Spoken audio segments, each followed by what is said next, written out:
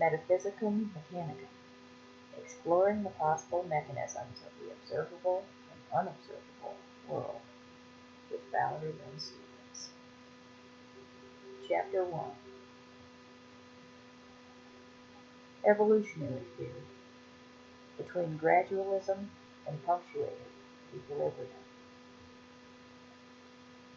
When Charles Darwin posited his evolutionary theory, or Darwinian Theory, as coined by Thomas Henry Huxley in April 1860, he humbly admitted in his work on the origin of species that his was but mere postulation, and may someday be either proven incorrect or incomplete.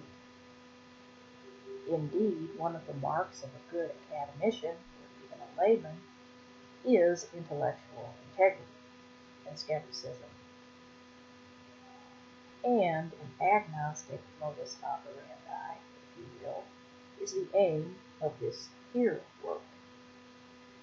Being that the scope of human consciousness is vast and quite possibly infinite, if one believes in some form of immortality or energial recycling via the second law of thermodynamics, not every possible angle will be explored, but I shall try my best to cover at least the major subjects of scientific and philosophical inquiry. In continuum, Charles Darwin originally posited that species evolved gradualistically, or through a slower process. Later on, gradualism was addended with punctuated equilibrium. The hypothesis of punctuated equilibrium arose out of the fossil gaps discovered by paleontologists and the like. They posited that in some cases species underwent a more punctuated or sudden evolutionary shift. Furthermore, some scientists and laypersons alike believe nature to employ both gradualism and punctuated equilibrium as she sees fit. However, there are some who criticize this view as being too god of the gaps in its application. Indeed, many also even substitute the quantum mechanisms to account for things that are unexplained as falling into this same scholastically dubious category. All in all, whatever one believes or follows, these inquiries are all equally valid, fascinating, and worth our efforts. While evolutionary theory originally intended to address the purely observable and natural world, this could also be metaphorically extended to the so-called metaphysical realms. Perhaps every species, and especially Homo sapiens, are evolving on a more metaphysical level than is directly observable to us. Indeed, many religious texts, such as those touted by Judeo-Christianity, speak of such things as new bodies and immortality. And although outwardly we are decaying, perhaps as the Judeo-Christian scripture reads, inwardly we are being renewed. As such, perhaps when we physically expire within our current incarnation, within this current realm of physical laws and theories and such, we will indeed be transformed and granted our new bodies with our evolved spirits or souls, so that we can dwell within the new heaven and earth that have been prepared for us. Moreover, this could be viewed as a kind of metaphysical gradualism, with some dabs here and there of punctuated equilibrium. That is to say, we are evolving both physically and spiritually, as many people faith believe. Now, getting all staunch skeptics and scientists to follow this line of thought would be challenging, to say the least. However, perhaps we could cook up a digestible hypothesis for their intellective palates. And of course, this is already being attempted with grand unified theory, or to continue the gustatory metaphor of grand fried theory. Ha! Of course, due to the nebulous nature of quantum mechanics, even physicists can only know so much about how things work. That is why we have to concede to testable hypotheses and theories. Nevertheless, it is the aim of this work to merely explore some of the larger questions looming, and to pose some fun and interesting postulates. In continuing, how could such a mechanism like metaphysical gradualism and or punctuated equilibrium work? How could the inward spirit correlate with the laws of physics and chemistry to effect such an otherworldly transformation? Perhaps, since we have no way of knowing what the physical conditions will be in the afterlife, if we believe in such things, this is a moot inquiry. But I'm one of those people who enjoys philosophizing about this stuff anyway, so here we go. We can draw upon our current knowledge and extrapolate from that to a certain extent. For example, let's take the law of gravity as we now experience or know it. Upon our current plane of physics as we understand it, gravity is thought of not as a force, but more of as a dynamic, interactional field of matter and mass. The more massive the space-time object is, the stronger the gravitational exertion is upon nearby other objects. Without going into the schematics of quantum particulate matter and how specifically this might be operated within the gravitational field, since even physicists don't have this yet mapped out, we can speculate broadly and make metaphorical comparisons between current working models and futuristic projections of other realms. Now, let us continue our exploration of how evolutionary effects such as gradualism and punctuated equilibrium may be at work on a psychospiritual or metaphysical level. If one follows the strictly materialist view that physical phenomena are mutually exclusive and or preclusive of anything outside of them, then it is generally believed that what most deem metaphysical or spiritual phenomena are arising from physical agents and forces that are just not yet fully understood. Nevertheless, the subjects explored within this work should be of some interest to both idealists or immaterialists, metaphysicians, and materialists. The aim here is to attempt to develop a working hypothesis of how things work, not merely on a fundamental level, but also on a transcendental level. And this transcendental schematic may indeed end up being more naturalistically or physically based and grounded than we currently think. Moreover, many who follow the Judeo-Christian faith believe that God may indeed bring the end times about via purely naturalistic methods. For example, the scriptures which speak of the sky being rolled back like a scroll, and the elements being flung to the earth in a fiery, engulfing inferno, could bear correspondence with actual cosmological predictions of lunar and solar events which are going to happen billions of years from now. The sun, for instance, is predicted by astronomers and cosmologists and the like to exhaust its fuel in about 5 billion years, whereby it will morph into a red giant star and engulf the Earth in lethal cosmic radiation. Thus, science and religion are apparently not as at odds as many presuppose. There are many correlations between observed physical phenomena and scriptural prophecy. This subject was explored more at length in my work entitled the constants of metaphysics and exercise in apologetics for those who are interested.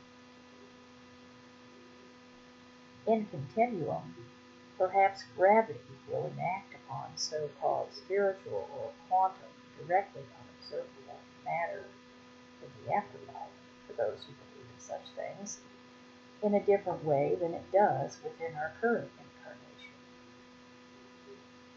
Of course, it makes sense that the other realms would by necessity be composed of variant physical properties than the realms in which we currently dwell. And perhaps our current physics is even molding and shaping us on an inwardly we are being transformed way as we speak. For example, maybe certain quantum particles and other forces take a much more active architectural role in our existential and psychospiritual blueprint than we know. When Judeo-Christian scripture speaks of believers being granted new bodies upon translation to the new heavens and the new earth, one can only imagine what specific forms things will take. But fascinating indeed it is to ponder such things. So, let us borrow some terms and ideas from particle physics. Very broadly speaking, fermions are the matter particles, and bosons are the designated force carriers of electromagnetism, the weak force, and the strong force. Ubiquitous matter is made of what are termed first-generation fermions. These are composed of up and down quarks, which form protons and neutrons, as well as forming electrons and electron neutrinos. Protons have a positive charge and a greater mass in comparison to electrons, and a slightly lesser mass in comparison to neutrons. Neutrons have no electric charge and a greater mass than protons. The discovery of neutrons by Sir James Chadwick in 1932 also led to the discovery of nuclear fission in 1938. In addition, electrons have a 1 negative charge, and electron neutrinos have no electric charge, a half spin. Electron neutrinos were postulated in 1930 by Wolfgang Pauli to account for the missing momentum and energy which seemed to be apparent in beta decay, the nuclear process of isobar transformation upon emission, providing an electron or a positron. In 1956, Clive Cowan and Frederick Raines finally discovered or detected this postulated particle, which is now classified as a first-generation lepton. Quarks are the most fundamental and indivisible particles, so far as we have been able to observe. Quarks rely upon composite subatomic particles called hadrons, as in the Large Hadron Collider of physicist fame located at the European Organization for Nuclear Research, or CERN, near Geneva, Switzerland. Not unlike molecules which are held together by the electric force, quarkian hadrons are held together via the strong nuclear force. There are two categories of hadrons, baryons and mesons. Baryons are composed of an odd number of quarks, more often 3, such as protons and neutrons, and are what we humans are mostly made of due to the comparable mesonic instability. Thus we can truly say that we are oddballs. Couldn't resist. Mesons, such as pions, have an even number of quarks, usually 2, with 1 quark and 1 antiquark. Quarks are the most fundamental and indivisible particles, so far as we've been able to observe. Furthermore, tetraquark states, or exotic mesons, have been observed in 2007. resonantly confirmed in 2014 and named Z bosons. Exotic baryons are called pentaquark states and were discovered in 2015 and were named P plus C 4380 and P plus C 4450. There are many more exotic quarks that most likely exist and are currently being searched for in the Large Hadron Collider by colliding denser elements such as gold, Au, and lead, Ed, together with hadrons to produce particle shower debris that can be studied. Hadrons in isolation, known as free hadrons and anti-hadrons, meaning that they are not bound up in an atomic nucleus, are unstable and undergo rapid decay. Protons are also free hadrons but have a much slower decay time. Free neutrons are the longest-lived unstable particle, having a half-life of about 611 seconds and a mean half-life of about 879 seconds. Finally, to cover the basics of elementary particle physics as it relates to the subject matter, we have the antimatter particles, the stuff of science fiction fodder. But in this case, at least from a fundamental standpoint, a very probable particle indeed. Each particle has its own theoretical antiparticle in line with the laws of symmetry. One exception to this is the massless photon, which is the force carrier of light, radio waves, and electromagnetism, and is its own antimatter particle. Paul Dirac and Carl D. Anderson began this saga in 1932 when Dirac posited the existence of the positron, the antimatter particle of the electron, the same mass but opposite electrical charge. Carl Anderson then discovered them in cosmic ray collisions observed within a cloud chamber. The particles were detected through the trails that they left behind in the gas. At first they were thought to be electrons traveling in the opposite direction of other electrons, but it was deduced that rather they were the positron with the same mass but opposite electric charge. The antiproton and antineutron were discovered in 1955 at the University of California, Berkeley by Emilio Segre and Owen Chamberlain. Since then, particles are deliberately created within particle accelerators, including complete antimatter atoms out of antiprotons and positrons. Moreover, Paul Dirac of positron fame was also a type and figure of note concerning many other problems within the world of particle physics. When working out his infamous Dirac equation, he noticed that the infinitude of negative energy states contained in the equation would be anti-symmetrical. To compensate for this, he proposed what became known as the Dirac sea of quantum particle states. In this theory, the electron vacuum, now called positrons, is modeled as an infinite sea of negative energy electrons, now realized to be the antimatter constituent known as positrons. This positron was initially thought of as a hole in the Dirac sea, which would be left when electrons would change into positive energy particles when lifted out of the Dirac sea. Yet Dirac attempted to reconcile this infinitude of universally negative charge state by positing it as a mere perception of zero charge. Also, initially, the uneven masses of the proton and the electron were posited as mere electromagnetic interactions within the sea, yet were still thought to be problematic by some, until Hermann Weyl validated the whole theory between negative and positive charges as being symmetrical.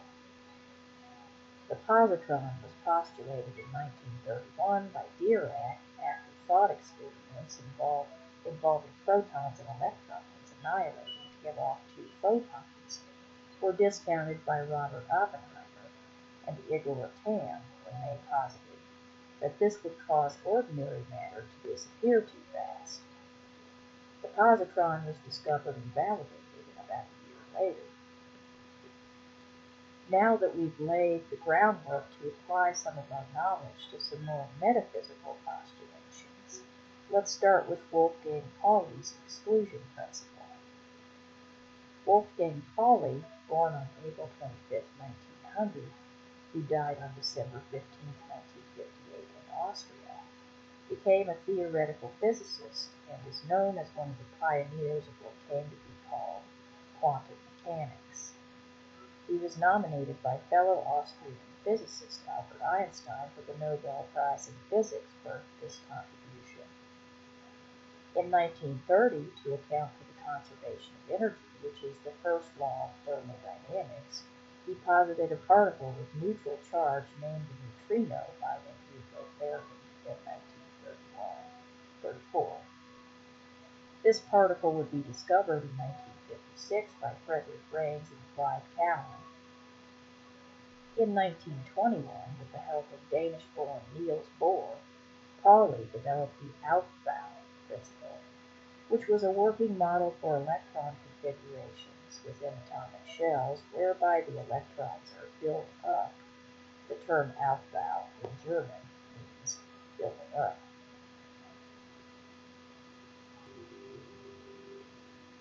Furthermore, Pauli is also known for deriving the hydrogen spectrum from Werner Heisenberg, Max Born, and Pascal Jordan's 1925 matrix theory of quantum mechanics.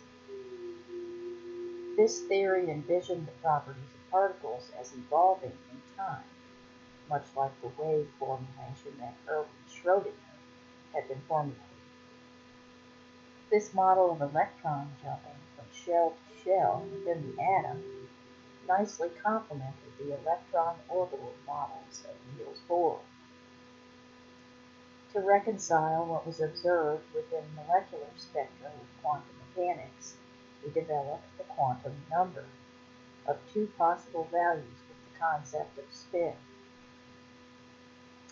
The exclusion principle, also known as the Pauli principle, states that no two electrons with the same quantum numbers can exist within the same space-time locale simultaneously. This specifically precludes fermions with half-integer spin. He developed the theory for electrons in 1925, expanding it to include all fermions in his spin statistics theorem of 1940. This theorem proved that the intrinsic spin, angular momentum not produced by orbital motion, was mathematically compatible with the statistics of collections of particles. In addition, this theorem concluded the many-body wave function for bosons with integer spin to remain symmetric with the exchange of two particles. In contrast, for fermions with half-integer spin, such an exchange would be antisymmetric, thereby allowing non-interacting bosons to follow Bose-Einstein statistics of fermions to obey Fermi-Dirac statistics. BE theory was co-developed by Satyendra Nath Bose from 1924 to 1925, with the later help of Albert Einstein to expand upon it. Bose-Einstein, or BE statistics, describe how a collection of identical particles may occupy discrete energy states within a system of thermodynamic equilibrium. Laser, light amplification by stimulated emission of radiation technology, and helium superfluidity employ and have proven the validity of BE condensates. Thus, perhaps matter, which is mostly composed of bosons and not fermions, due to not being beholden to the Pauli principle, could at least, to pose a postulate, possess properties transcendent of fermionic boundaries. physics. For example, for those who believe Jesus Christ actually did walk on water, perhaps a physical explanation for this could be that Jesus was composed of bosonic matter, and thus could have achieved the metaphysical miracles that he did. Also, perhaps when Judeo-Christian scripture speaks of being changed in the twinkling of an eye into new bodies, these bodies were changed into bosonic or some other unknown type of matter, which could have achieved such energial transformations and configurations very rapidly, as Be condensates lend to the pinpoint power and precision of a laser, or as helium, when cooled to a certain temperature, creates a superfluid. Then this would be another kind of punctuated equilibrium, as our species evolves into the next level of existence. Indeed, many believe the fantasy of aliens or extraterrestrials to arise out of a premonition of humanity's actual evolution, both physical and mental. And although most of what I've explored in this chapter are inchoate ideas, to me it is a worthwhile endeavor and endlessly fascinating to contemplate. I shall hypothesize upon other possible articulate matters throughout this work to try and get an idea of how things might operate on a metaphysical level. This is a subject which had always fascinated me, and in some ways led to almost mystical states of contemplation, revelation, and fear and trembling before the Lord, demiurge creator, great spirit, deity, supernal force, or whatever you name it. Perhaps our own psycho-spiritual evolution as a collective humanity and as individuals is also being achieved on a subtle yet profoundly transformative bosonic scale, perhaps in tandem with other metaphysical properties and particles that we have yet to discover. And perhaps the Judeo-Christian scripture, which refers to outward decay and inward renewal, is a much more direct reference to physical events such as spiritual gradualism, however subatomic they might be, than we think. In closing of this longer than expected chapter of his work, as to the further specifics of which particle enacts upon which other particle, such as in the case of biochemistry, which enzyme, vitamin, amino acid, etc., enacts upon which metabolic pathway, to effect such physical machinations and transformations, we can only speculate.